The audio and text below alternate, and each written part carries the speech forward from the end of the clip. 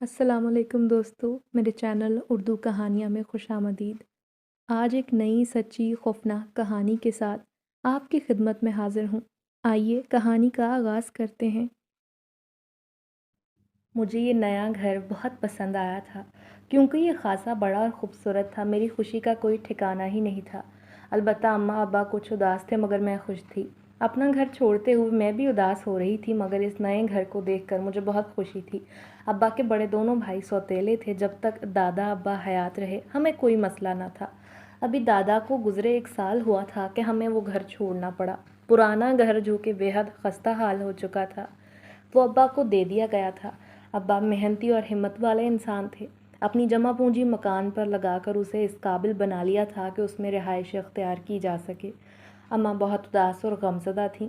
अपना मोहल्ला छोड़ते हुए उन्हें तकलीफ़ हो रही थी।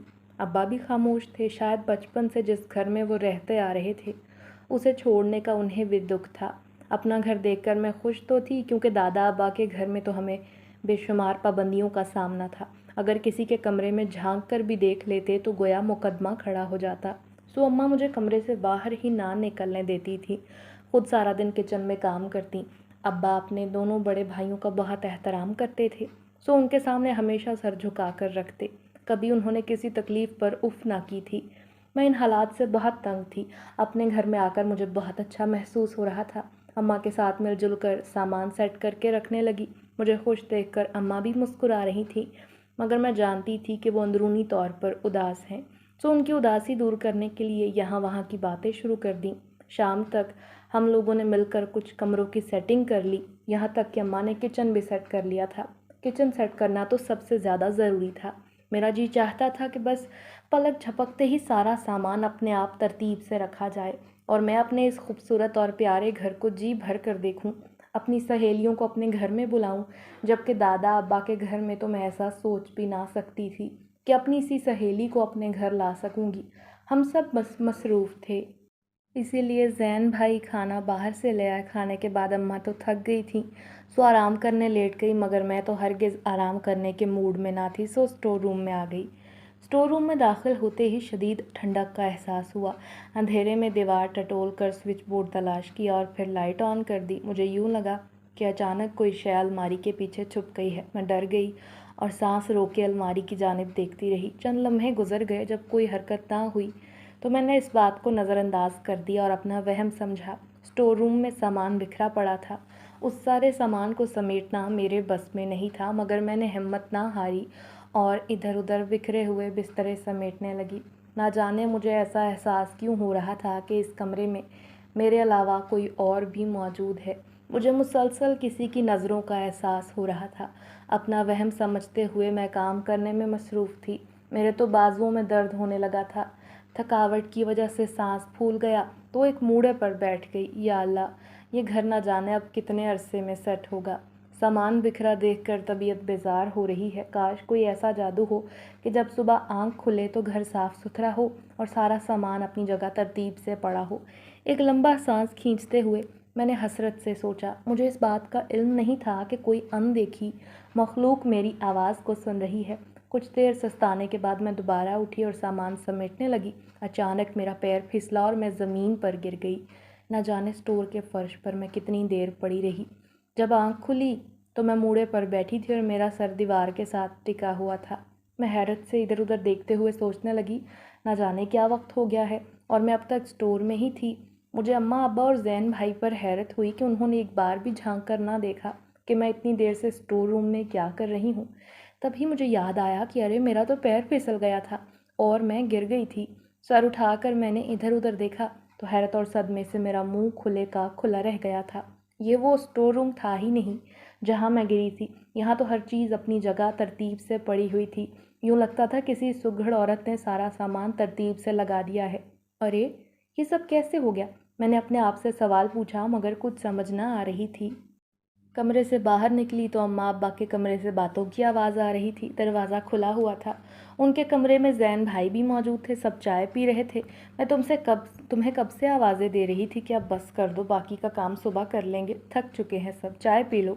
मुझे देखते ही अम्मा ने मुस्कुरा कर कहा। मुझे तो कोई आवाज़ सुनाई नहीं दी। भाई के करीब सोफे पर बैठते हुए मैंने कहा, तुम काम करने में इतनी मसरूफ़ हो गई थी कि तुम्हें हमारी कोई आवाज़ सुनाई ना दी। अब मैं सोच रही थी कि चाय को दोबारा गर्म करूं और तुम्हें खुद ही बाहर ले आऊं, वरना तुम तो पूरी रात काम में लगी रहोगी। अम्मा ने मुस्कुराकर कहा, फ़िक्रमंद होने की ज़रूरत नहीं बेटा, सारे काम आहिस्ता आहिस्ता हो जाएंगे। अगर एक ही दिन सब काम ख़त्म करने की कोशिश की तो ज़्यादा थकन हो जाएगी और बीमार हो जाओगी। बेहतर है कि थोड़ा थोड़ा काम रोज़ाना किया जाए, अब्बा ने प्यार से समझाते हुए कहा। और मैं अब तक इस मसले में उलझी पड़ी थी कि आखिर स्टोर की सफाई किसने की और किसने सामान तरतीब से रखा। मुझे यूँ लग रहा था मैंने उस कमरे में बहुत ज़्यादा वक्त भी नहीं गुजारा। आपने स्टोर रूम साफ़ करने में मेरी मदद की, इसीलिए शुक्रिया। भाई की तरफ देखते हुए मैंने संजीदगी से कहा, तुम जितने मर्ज़ी तंज कर लो, मुझे फ़र्क नहीं पड़ने वाला। मैं बहुत थक चुका था, इसीलिए तुम्हारे साथ सफाई नहीं करवा सका। अब तुम इसे मेरी काम चोरी कहो या तंज करो, मुझे कबूल है। अब तो मैं कल सुबह उठकर कोई काम करूँगा। आज पूरा दिन काम करते ही गुजर गया है, बहुत थक गया हूँ, भाई ने संजीदगी से कहा। मेरी बात सुनकर अम्मा अब्बा दोनों हंसने लगे और मैं हैरत से अपने भाई का चेहरा देखने लगी कि अगर जैन भाई ने मेरी मदद नहीं की तो फिर ये सारा सामान किसने तरतीब से रखवाया। सिर्फ कपड़े और बिस्तर वहाँ नहीं थे, वज़नी सामान भी मौजूद था। क्या हुआ, मेरे चेहरे को ऐसे क्यों देख रही हो? मैं हैरत से आंखें खोले भाई की तरफ देख रही थी तो उसने पूछा, अरे कुछ नहीं, बस यूं ही। आंखें बंद करते हुए मैंने जल्दी से जवाब दिया, मुझे लगता है तुम भी थक गई हो। जाओ गुड़िया, अपने कमरे में जाकर आराम करो, भाई ने संजीदगी से कहा और कमरे से बाहर चले गए। अम्मा अब्बा के कमरे के सामने भाई का कमरा था और उसके साथ ही मेरा कमरा था। कुछ देर तक इधर उधर की बातें करने के बाद मैंने अम्मा अब्बा को अल्लाह हाफिज़ कहा और अपने कमरे में आ गई। कमरे में आकर मुझे हैरत का शदीद झटका लगा। जैन भाई तो कह रहे थे वो मेरे कमरे का बेड सुबह जोड़ कर देंगे। एक रात के लिए तुम अपने कमरे में चारपाई लगा लो या अम्मा के साथ सो जाओ, जैन भाई ने मुझसे कहा था। मगर अब तो मेरे कमरे का बेड जुड़ा हुआ था और इस पर बिस्तर भी लगा था। सामान भी हरगिज़ बिखरा हुआ नहीं था, बल्कि एक तरतीब से दीवार के साथ रखा गया था। मुझे अपनी नज़रों पर यकीन नहीं आ रहा था। तभी अम्मा कमरे का दरवाज़ा खोलकर अंदर आईं। वो भी कमरे की हालत देखकर हैरान रह गई। जैन तो कह रहा था बहुत थक गया है, सो कल ही तुम्हारे कमरे का बेड सेट करेगा, मगर शायद उसने तुम्हारे आराम का ख्याल करते हुए कमरे की सेटिंग कर दी है।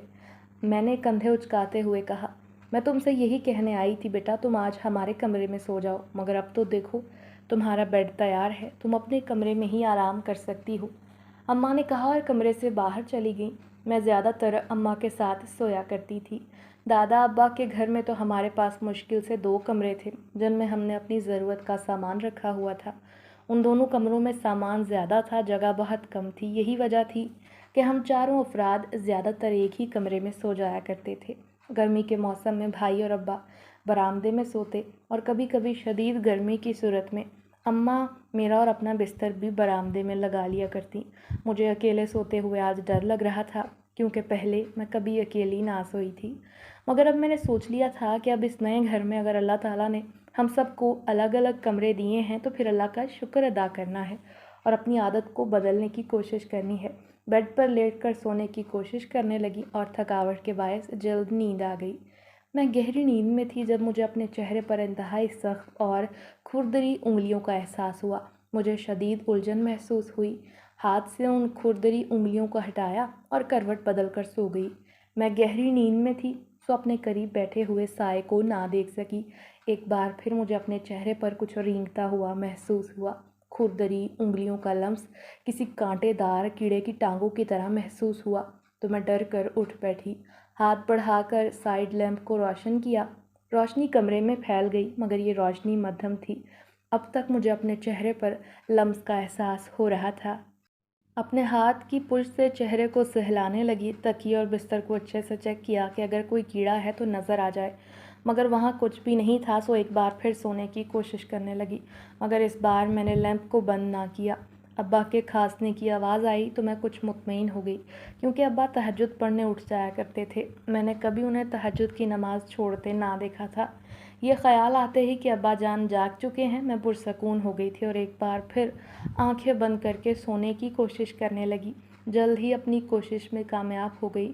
सुबह जब मेरी आंख खुली तो सारा जिस्म दर्द कर रहा था, क्योंकि कल पूरा दिन काम करने की वजह से थकावट हो गई थी। میں خود کو بہت کمزور اور تھکا ہوا محسوس کر رہی تھی، ہلکی ہلکی حرارت بھی تھی۔ خیر ہمت جمع کر کے اٹھی اور تازہ دم ہونے کے بعد کمرے سے باہر آ گئی۔ اماں کچن میں ناشتہ بنا رہی تھیں۔ بجائے اماں کے ساتھ ہاتھ بٹانے کے، میں کچن کے سامنے رکھے صوفے پر بیٹھ گئی۔ کیا ہوا؟ طبیعت تو ٹھیک ہے نا؟ بیٹا رات کو نیند کیسی آئی؟ اماں نے مجھے بیٹھتے ہوئے دیکھا تو کچن سے ہی آواز لگا کر پوچھا۔ بہت اچھی نیند آئی تھی مگر تھکاوٹ نہیں اتری۔ ابھی اور آرام کرنا چاہتی ہوں، میں نے تھکے ہوئے لہجے میں جواب دیا۔ اگر تم آرام کرنا چاہتی تھی تو کمرے سے باہر کیوں آئی؟ میں نے سوچ لیا تھا کہ تمہیں اور زین دونوں کو سونے دوں گی، جتنی دیر چاہو آرام کر لو، اس کے بعد اٹھ کر کام میں لگ جانا۔ یہ تھکاوٹ اتنی جلدی اترنے والی نہیں، کیونکہ ہم اتنی محنت اور اتنا کام کرنے کے عادی نہیں ہیں۔ اماں نے ناشتہ بناتے ہوئے مصروف انداز میں جواب دیا۔ مجھے صبح دیر تک سونے کی عادت نہ تھی، اماں کے جگانے کے بغیر ہی کمرے سے باہر آ گئی۔ البتہ بھائی اب تک سو رہے تھے۔ ابا کمرے سے باہر آئے تو مجھے دیکھ کر مسکرانے لگے۔ میری بیٹی کو صبح جلدی ناشتہ چاہیے ہوتا ہے، اسی لیے یہ زیادہ دیر آرام نہیں کر سکتی۔ ابا نے مسکرا کر کہا اور میرے قریب بیٹھ گئے۔ یہ تو آپ نے سچ کہا، صبح آنکھ کھلتے ہی میرا جی چاہتا ہے کہ ناشتہ میرے سامنے پڑا ہو۔ تبھی زین بھائی بھی آ گئے اور کرسی پر بیٹھ کر ٹیک لگا لی۔ اگر اٹھ ہی گئی ہو تو اب میرے ساتھ مدد کروا دو، یہ ناشتہ میز پر لگا دو، اماں نے کچن سے آواز دے کر کہا۔ ناشتہ کرنے کے بعد ابا تو ایک ضروری کام سے گھر سے باہر چلے گئے۔ اب میں سب سے پہلے تمہارا کمرہ سیٹ کروں گا، تمہارا بیڈ جوڑنا ہے، اسے جوڑنے کے بعد اگلا کام ہوگا، اپنی جگہ سے اٹھتے ہوئے بھائی نے کہا۔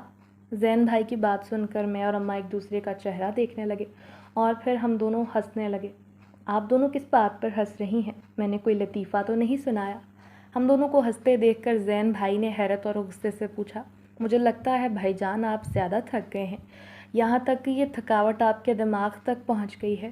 رات کو آپ نے میرا کمرہ سیٹ کر دیا تھا اور اب آپ کہہ رہے ہیں دوبارہ کمرہ سیٹ کرنا ہے۔ شرارتی نگاہوں سے مسکراتے ہوئے میں نے بھائی کی طرف دیکھ کر کہا، میں نے اماں کو بتا دیا تھا کہ تمہارا کمرہ صبح سیٹ کروں گا، پھر یہ تم کیسے کہتی ہو کہ میں نے رات کو ہی کر دیا تھا؟ میرے مزاحیہ انداز کو نظر انداز کرتے ہوئے بھائی نے جلدی سے پوچھا۔ مجھے بھی بہت حیرت ہو رہی تھی، کیونکہ تم نے کہا تھا کہ صلہ کا کمرہ صبح سیٹ کرو گے اور پھر مجھے نہیں پتا تم نے کب اس کے کمرے کی سیٹنگ کر دی۔ جب میں نے دیکھا تو مجھے بھی حیرت ہوئی تھی۔ اماں نے بھائی کی طرف دیکھتے ہوئے کہا، اماں جان آپ میری بات کا یقین کریں، میں نے ایسا کچھ نہیں کیا، میں تو ابا کے ساتھ کام کر رہا تھا، انہوں نے اپنا ضروری سامان میرے ساتھ مل کر ترتیب سے رکھا، بس اسی میں مجھے بہت دیر ہو گئی، میں نے صلہ کا کمرہ سیٹ نہیں کیا۔ پھر وہ جلدی سے میرے کمرے کی طرف بڑھ گئے، دروازہ کھول کر دیکھا اور واپس پلٹ کر آئے۔ ہو سکتا ہے ابا نے کر دیا ہو، انہیں اپنی بیٹی کا بہت زیادہ خیال ہوتا ہے۔ بھائی بہت حیران تھے۔ اگر تم کہتے ہو تو میں مان لیتی ہوں، مگر مجھے لگتا ہے یہ کام تمہارا ہی ہے۔ اماں نے بھائی کو دیکھتے ہوئے کہا، صبح میں نے اسٹور کو دیکھا تو اس کمرے کو بھی تم نے بہت اچھے سے سیٹ کر دیا، مجھے امید نہ تھی کہ تم اتنی جلدی یہ سارے کام کر لو گی۔ اچانک اماں نے مجھے دیکھتے ہوئے انتہائی خوش دلی سے کہا، مجھے خود پتہ نہیں چلا کہ کمرہ کیسے سیٹ ہو گیا، کیونکہ میں بہت تھکی ہوئی تھی، یہاں تک کہ کسی چیز میں الجھ کر گری، مگر سمجھ میں نہیں آئی کہ اچانک میں نے اتنا کام کیسے کر لیا۔ یہ ہمارے ساتھ ہو کیا رہا ہے؟ وہ کہہ رہا ہے تم نے کمرہ سیٹ نہیں کیا اور تم کہتی ہو تم نے اسٹور سیٹ نہیں کیا، تو کیا یہ دونوں کام اپنے آپ ہو گئے؟ مجھے اور بھائی کی طرف دیکھتے ہوئے اماں نے حیرت کا اظہار کیا۔ اماں آپ میری بات کا یقین کریں، میں سچ بول رہا ہوں، بھائی نے ایک بار پھر اپنی بات پر زور دیتے ہوئے کہا۔ مجھے لگتا ہے ہمارے اس گھر میں کوئی مددگار جنات رہتے ہیں جو یہ کام کر رہے ہیں۔ اماں اور بھائی کی طرف دیکھتے ہوئے میں نے بظاہر سنجیدگی سے کہا، مگر دل ہی دل میں ہنس رہی تھی۔ میری بات سن کر اماں اور بھائی بھی ہنسنے لگے۔ چلو بیٹا، اگر ایک بار بھی ان مددگار جنات کی آپ کو زیارت ہو گئی ہے تو یہاں سے بھاگتے ہوئے وہ دیر نہیں لگائیں گے۔ اماں نے ہنستے ہوئے میری ڈرپوک طبیعت کا طعنہ دیا۔ اب میں اتنی ڈرپوک اور بزدل نہیں کہ اپنا گھر چھوڑ کر چلی جاؤں گی۔ اماں کے مذاق پر میں نے مصنوعی ناراضگی کا اظہار کرتے ہوئے کہا، بالکل صحیح کہہ رہی ہیں، ہم تو آپ کو جانتے ہی نہیں، ہمیں کیا پتہ کہ آپ کتنی بہادر ہیں۔ اماں نے بھائی کے ساتھ مل کر میری بزدلی اور ڈرپوک طبیعت کا مذاق اڑاتے ہوئے کہا۔ ابھی وہ دونوں ہنس ہی رہے تھے، اچانک ایک عجیب و غریب واقعہ رونما ہوا، جس نے ہم سب افراد کو نہ صرف حیرت زدہ بلکہ خوف زدہ بھی کر دیا۔ अचानक ही मेज़ पर रखा कांच का जग खुद ब खुद ज़मीन पर गिरा और टुकड़े टुकड़े हो गया। जग में पड़े पानी के छींटों से ज़ैन भाई का मुंह भीग गया था। हम तीनों हैरत से एक दूसरे का मुंह देखने लगे और ये सब कुछ इतना अचानक हुआ था कि हमें समझ ही ना आई कि जग अपने आप कैसे नीचे गिर गया। क्या तुमने अपनी टांग से मेज़ को हिलाया था? अपनी हैरत पर काबू पाते हुए अम्मा ने गुस्सीली निगाहों से भाई से पूछा। मैं तो अपनी जगह से हिला भी नहीं, मैं नहीं जानता ये कैसे नीचे गिर गया। जग की तरफ इशारा करते हुए भाई ने जल्दी से जवाब दिया, अच्छा आप बातें करना बस करो और जो जो काम दिखाई देता है वो करते जाओ। अब ये बिखरा हुआ घर मुझे बिल्कुल अच्छा नहीं लग रहा। अम्मा ने अपनी जगह से उठते हुए कहा। मैं, अम्मा और भाई शाम तक काम करते करते थक चुके थे। जब तक अब्बा काम से वापस आए हमने बहुत हद तक घर की सेटिंग कर ली। हम दोनों को काम करते देखकर अब्बा बहुत खुश हो रहे थे। माशाल्लाह मेरे दोनों बच्चे बहुत मेहनती हैं। सारा घर ऐसा सेट कर लिया है जैसे हम बरसों से यहीं रहते थे। अब्बा ने हम दोनों को खुशी से शाबाश देते हुए कहा। तारीफ़ सुनकर तो हम दोनों फूले ना समा रहे थे। जहाँ तक कि थोड़ी देर पहले वाली थकावट का भी असर ख़त्म हो गया। आज अम्मा ने खाना घर में पकाया था क्योंकि अब्बा बाहर का खाना बिल्कुल पसंद ना करते थे। हम बरामदे में बैठकर रात का खाना खा रहे थे। अंधेरा फैल चुका था, सेहन की लाइट रोशन थी, मगर इतने बड़े सेहन के लिए एक छोटा सा बल्ब काफ़ी नहीं था।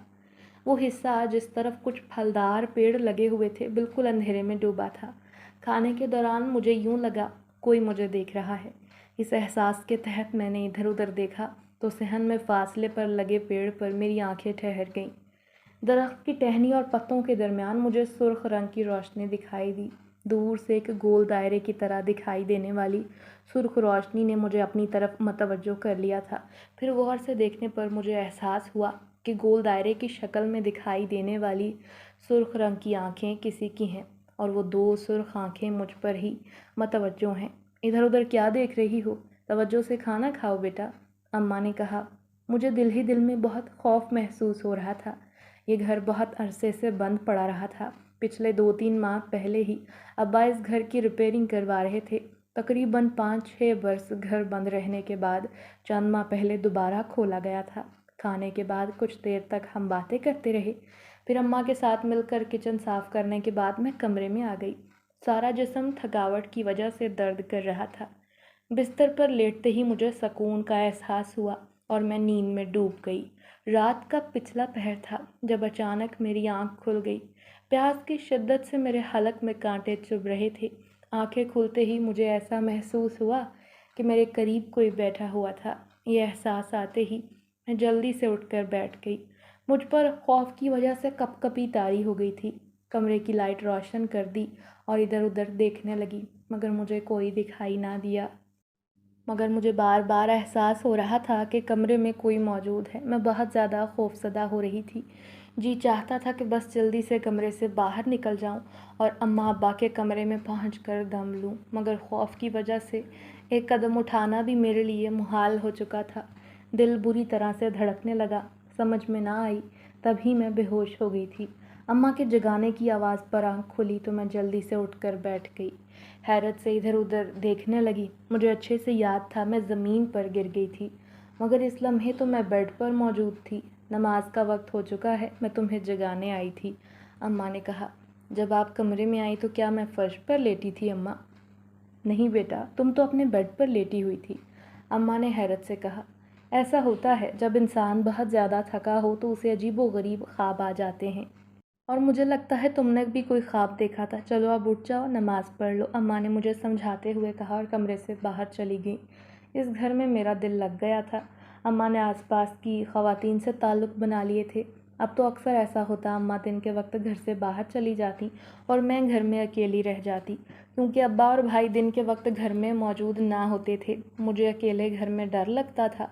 इससे पहले मैं जिस घर में रहती थी वहाँ फैमिली मेम्बर्स बहुत ज़्यादा थे, कभी तन्हाई का एहसास ना हुआ।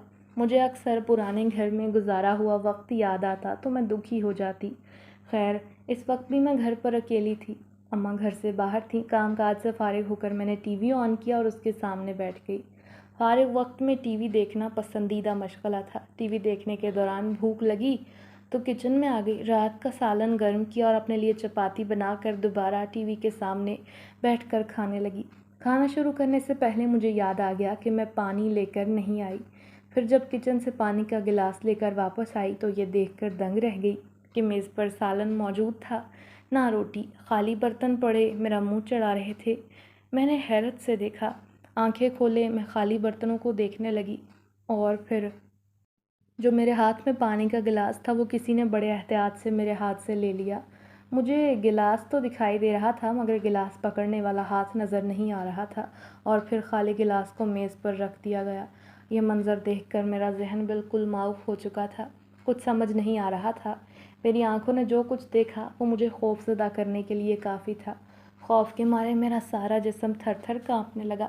اس سے پہلے کہ میں بے ہوش ہو کر نیچے گر جاتی، اچانک میرے سامنے ایک حسین نوجوان نمودار ہوا، جسے دیکھتے ہی میری آنکھیں حیرت سے پھیل گئیں۔ وہ مسکراتے ہوئے مجھے دیکھ رہا تھا۔ تمہیں مجھ سے ڈرنے کی ضرورت نہیں، میں تمہیں کچھ نہیں کہتا، بس تمہارے ساتھ ایک چھوٹی سی شرارت کر دی، مسکراتے ہوئے اس نے کہا۔ اس کے چہرے پر شرارتی مسکراہٹ بہت بھلی لگ رہی تھی۔ یہ کہنا غلط نہ ہوگا کہ میں پہلی نظر میں اس کی طرف متوجہ ہو گئی تھی۔ کچھ دیر پہلے والا خوف بھی ختم ہو گیا تھا۔ کیا تم نے میرا کھانا کھایا ہے؟ میں نے اس حسین لڑکے کو دیکھتے ہوئے مصنوعی غصے سے پوچھا۔ میں نے تمہارا کھانا اس لیے کھایا کیونکہ تم اب بہت زیادہ کھاتی ہو، تمہیں دکھائی نہیں دیتا تم موٹی ہو رہی ہو، حسین نوجوان نے میرے غصے کی پرواہ نہ کرتے ہوئے کہا۔ اس کی باتوں سے تو ایسا لگ رہا تھا کہ وہ بچپن سے میرے ساتھ کھیلتا آ رہا ہے، جبکہ میں تو اسے پہلی بار دیکھ رہی تھی۔ تم ہو کون اور میرے بارے میں اتنا سب کیسے جانتے ہو؟ میں نے حیرت سے پوچھا۔ میرا نام شمون ہے اور میں صرف تمہیں تب سے جانتا ہوں جب سے تم اس گھر میں آئی ہو، اس نے سنجیدگی سے جواب دیا۔ مگر میں تو تمہیں پہلی بار دیکھ رہی ہوں، تم گھر کے اندر کیسے داخل ہوئے؟ شمون کی طرف دیکھتے ہوئے میں نے حیرت اور سنجیدگی سے پوچھا۔ میں اسی گھر میں رہتا ہوں، آپ لوگ اس گھر میں نئے آئے ہیں، میں تو بہت عرصے سے یہیں پر رہائش پذیر ہوں، اس نے ہنستے ہوئے جواب دیا۔ کیا مطلب؟ سچ سچ بتاؤ، مجھے سمجھ نہیں آ رہی۔ شمون کا جواب سن کر میں نے جھنجھلائے ہوئے لہجے میں کہا، کیونکہ مجھے واقعی کچھ سمجھ نہیں آ رہی تھی۔ میں تمہیں اپنے بارے میں بتا دیتا ہوں، مجھے امید ہے کہ میرے بارے میں حقیقت جاننے کے بعد تمہیں بہت اچھا لگے گا۔ اس کی مسکراہٹ برقرار تھی، جس سے مجھے یہ سمجھنے میں دیر نہ لگی کہ وہ مذاق کر رہا ہے۔ اب بتا بھی دو تم کون ہو بھائی؟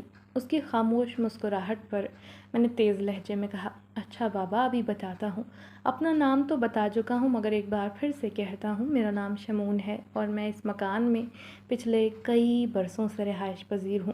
بہت پرسکون زندگی گزر رہی تھی، پھر ایک روز اچانک آپ لوگ آ گئے۔ آپ سب کے آنے سے میں بہت ڈسٹرب ہوا، پھر میں نے سوچ لیا کہ کسی کو یہاں رکنے نہیں دوں گا، مگر پھر جب تمہیں دیکھا اور تمہیں دیکھنے کے بعد یہ ارادہ بدل دیا۔ گہری نگاہوں سے مجھے دیکھتے ہوئے اس نے کہا۔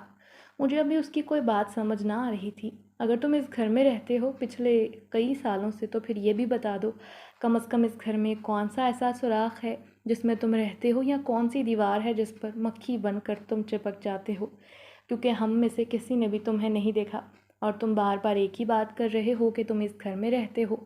ہم اس گھر میں رہتے ہیں تو دکھائی دیتے ہیں نا، اور تم تو آج مجھے پہلی بار نظر آ رہے ہو، بلکہ صرف مجھے نظر آئے ہو، اب تک گھر کے کسی اور بندے نے تمہیں نہیں دیکھا۔ شمون کی بے سروپا باتوں پر میں نے غصے میں آ کر پوچھا۔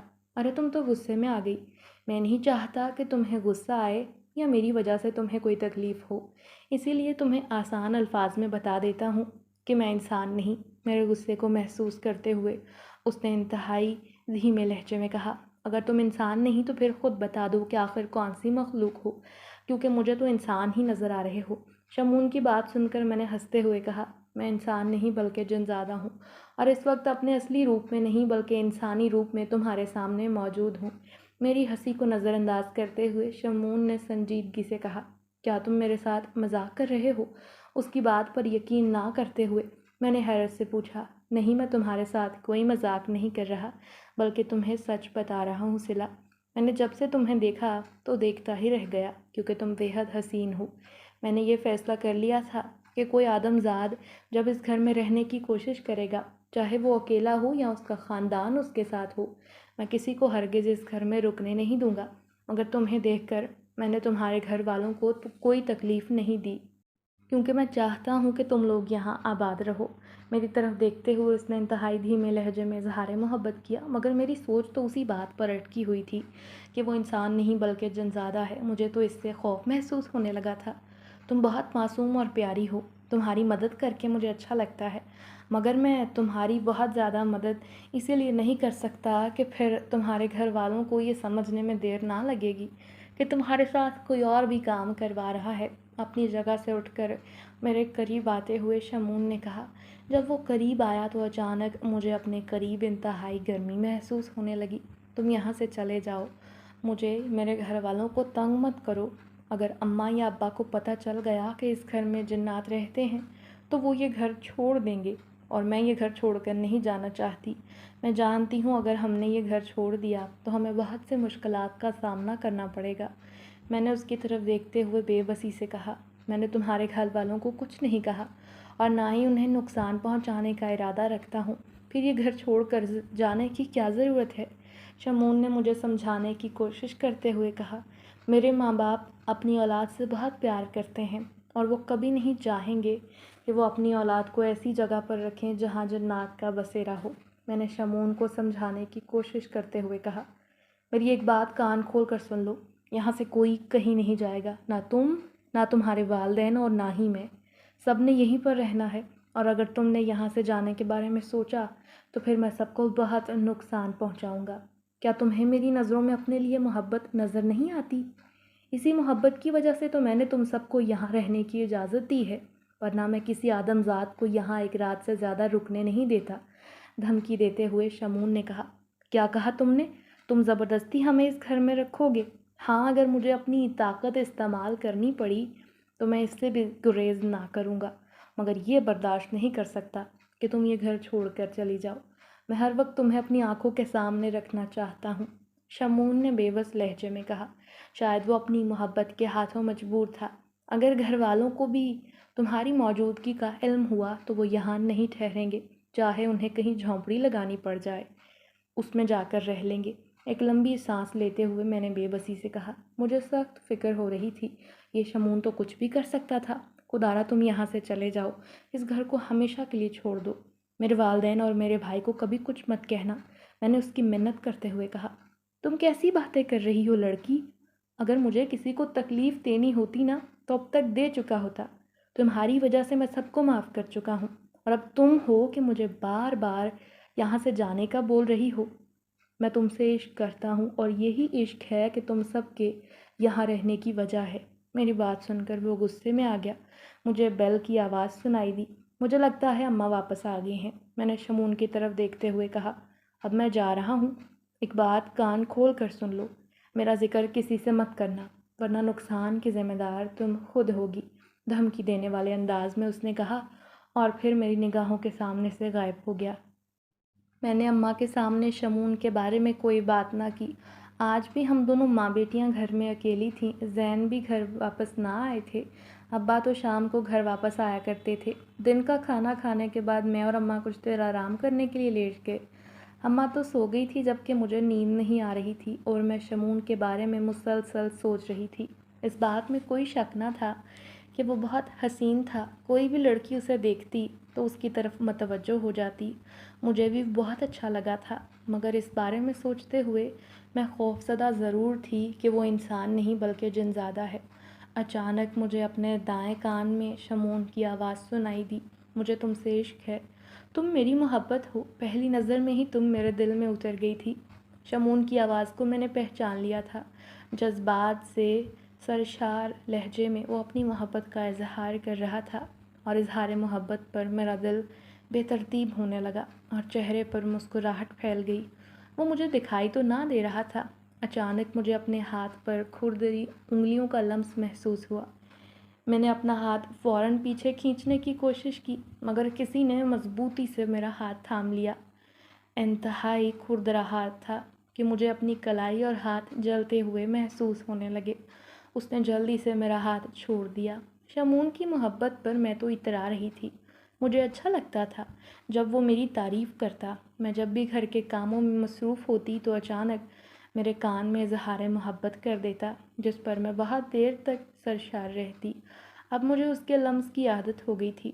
اگر وہ اظہار محبت کرتے میرا ہاتھ تھام لیتا تو میں اپنا ہاتھ پیچھے نہ کھینچتی، کیونکہ مجھے اب پہلے کی طرح اس کا ہاتھ کھردرا اور گرم محسوس نہ ہوتا تھا۔ میں زیادہ وقت اپنے کمرے میں گزارتی جہاں مجھے اس کی موجودگی کا احساس ہوتا۔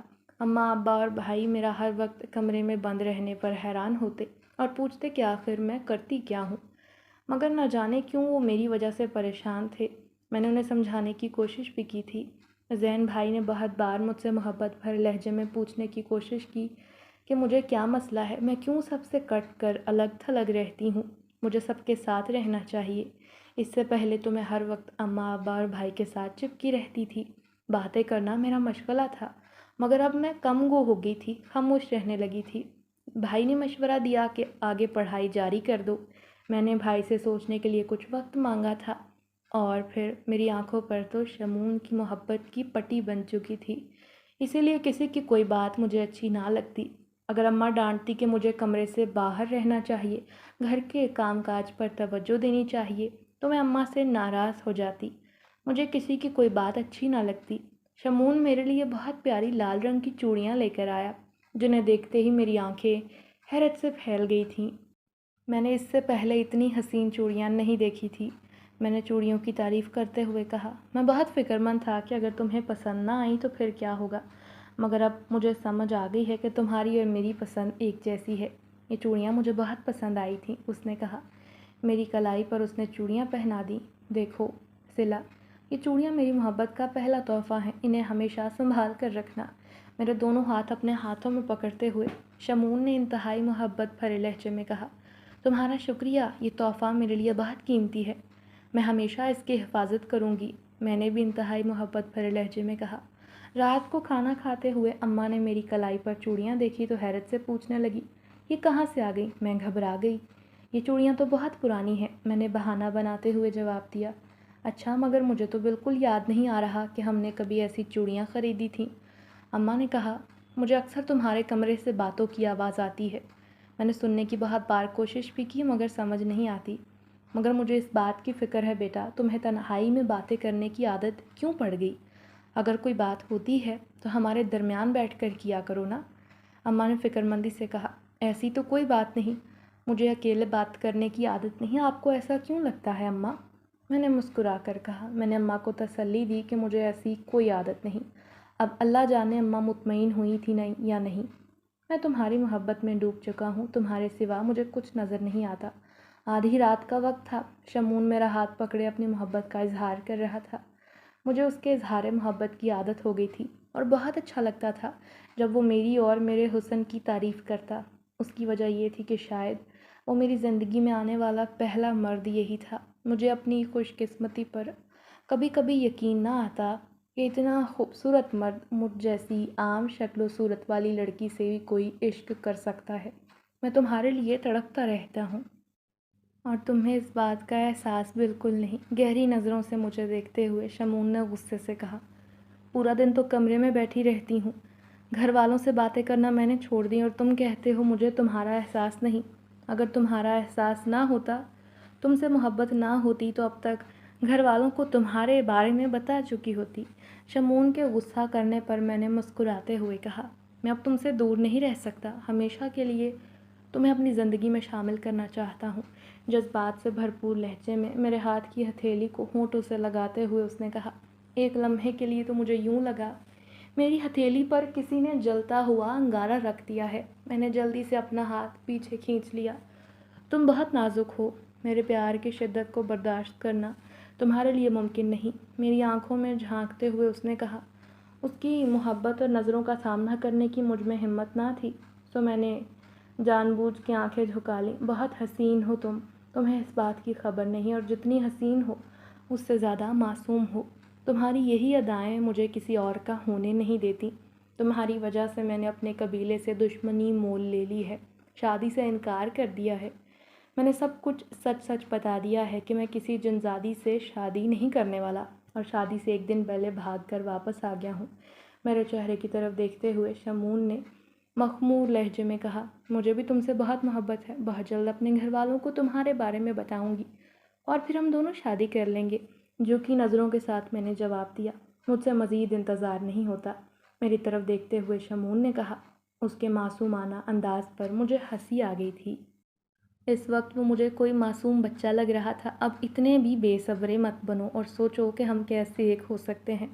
مسکراتی نگاہوں سے میں نے شمون کی طرف دیکھتے ہوئے کہا۔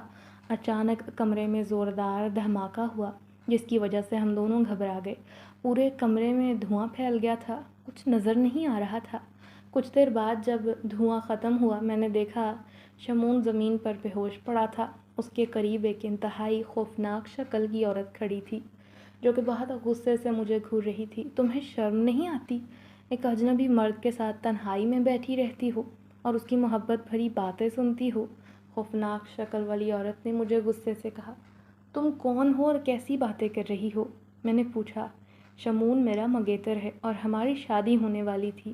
یہ عین شادی کے وقت انکار کر کے واپس آ گیا۔ میں جانتی تھی کہ اس نے مجھ سے شادی سے انکار اسی لیے کیا ہوگا کہ اسے کوئی اور پسند ہوگی، مگر مجھے اس بات کا علم نہیں تھا کہ اسے کوئی آدم زادی پسند ہے۔ اس نے جواب دیا، میں نے شمون سے کبھی اظہار محبت نہ کیا ہے، بلکہ اسی کو مجھ سے محبت تھی۔ مجبور تھی کہ اگر میں اس کے بارے میں کسی کو بتاتی ہوں تو یہ میرے والدین کو جان سے مار دیتا۔ عورت کی طرف دیکھتے ہوئے میں نے اپنی بے بسی کا اظہار کیا۔ اب تم آزاد ہو، اپنی مرضی سے زندگی گزار سکتی ہو، کیونکہ میں تو شمون کو دل و جان سے چاہتی ہوں۔ اس کے بغیر زندگی گزارنے کا تصور بھی نہیں کر سکتی۔ اب یہ کبھی انسانی دنیا میں لوٹ کر نہیں آئے گا۔ میں اسے لے کر ہمیشہ کے لیے جا رہی ہوں، اس عورت نے کہا اور آنکھوں کے سامنے سے پل بھر میں غائب ہو گئی۔ میں تو شمون کی محبت میں ڈوب چکی تھی، سوچا بھی نہیں تھا کہ اس کے بغیر اب رہنا پڑے گا۔ میری حالت تو بہت بدتر ہو گئی تھی۔ اس کی دوری میں نے سب کو بھلا دیا، بستر سے لگ کر رہ گئی۔ اماں ابا میری حالت دیکھ کر پریشان رہتے۔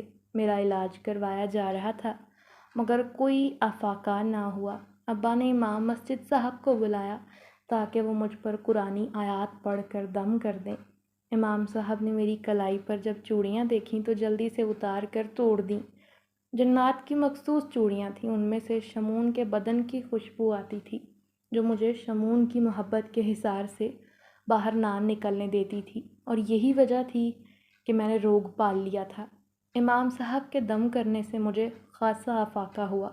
پھر کچھ دن بعد زین بھائی نے کالج میں میرا داخلہ کروا دیا اور آہستہ آہستہ میں شمون کو بھولنے میں کامیاب ہو گئی تھی۔